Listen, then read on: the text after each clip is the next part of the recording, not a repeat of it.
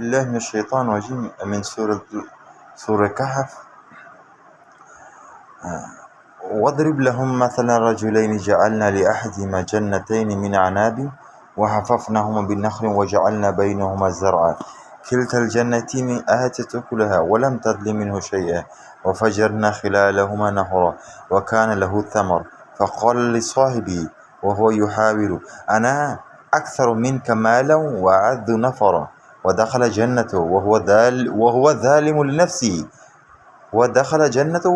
لنفسه قال ما أظن أن تميل هذه أبدا وما أظن الساعة قائمة وإن رددت إلى ربي لأجدن خيرا منها منقلبا قال له صاحبه وهو يحاور أكفرت بالذي خلقك من تراب ثم من نطفة ثم سواك رجلا لكنه والله ربي ولا أشرك بربي أحدا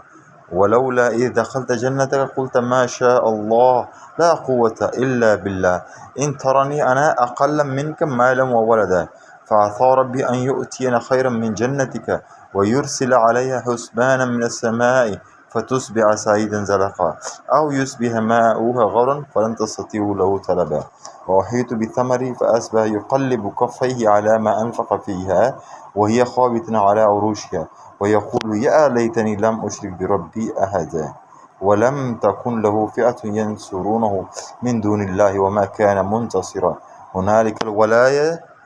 الولاية لله الحق وخير ثواب وخير عقبا. اس میں جو ہے جو قصہ بیان کیا گیا کہ دو جو اشخاص تھے، ایک کے پاس اللہ کی وہ نعمتیں نہیں تھی، دوسرے کے پاس کافی تھے، باغات تھے اور مال و اولاد تھے اور کافی، اور وہ اس پر گمن کرتا کہ اللہ نے مجھے دیا کیونکہ میں اللہ کا ایک اور سے چہیتا ہوں تو یہ تمام چیزیں مجھے دے دی گئی ہیں اور تمہارے پاس تو کچھ نہیں. تو اس ٹاٹ بات پر اور دنیاوی مال و اسباب پر وہ اتراتا تھا، جبکہ وہ دوسرا شخص تھا ان کو وہ پھر وہ نصیحت کرتا کہ یہ درست بات نہیں ہے، یہ اچھی بات نہیں ہے. اور ایک نصیحت کہ ہم انسان ہے کہ ہماری حیثیت ہے کہ ہم ایک نطفے سے پیدا کیے گئے ہیں. لیکن بات کہ وہ جو شخص تھا اس نے اس کو یہ اللہ تعالیٰ نے وہ جو نعمت تھی وہ سب ان سے واپس چھین لی، اور چھیننے کے بعد پھر اس کو احساس ہوا اور جو فکرہ اس نے بولا کہ کاش میں اللہ تعالیٰ کے ساتھ شرک نہ کرتا. یعنی اس مادے پر بھروسہ، اس مادے پر ایمان، اس مادے پر یقین، یہ تھی وہ چیز جس پر وہ اتراتا تھا، اور حالانکہ نہ وہ اس کا مالک تھا نہ خالق تھا. وہ ایک اللہ نے ایک بلیسنگ کی تھی، لیکن اس کو مادیت پرستی کہتے ہیں. تو ظاہراً تو یہ نہیں کہ اللہ دو ہیں، اللہ تین ہے، اللہ وہ ہے، لیکن اس نے حقیقت میں کر کے دکھایا، اپنے عمل سے کر کے دکھایا کہ ایک دوسرا اللہ ہے جو یہ مادہ ہے،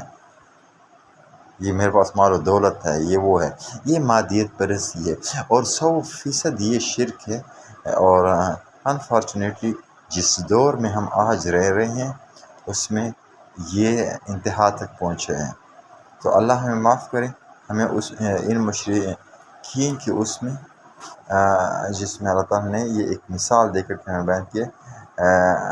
کہ ہم بچ سکیں.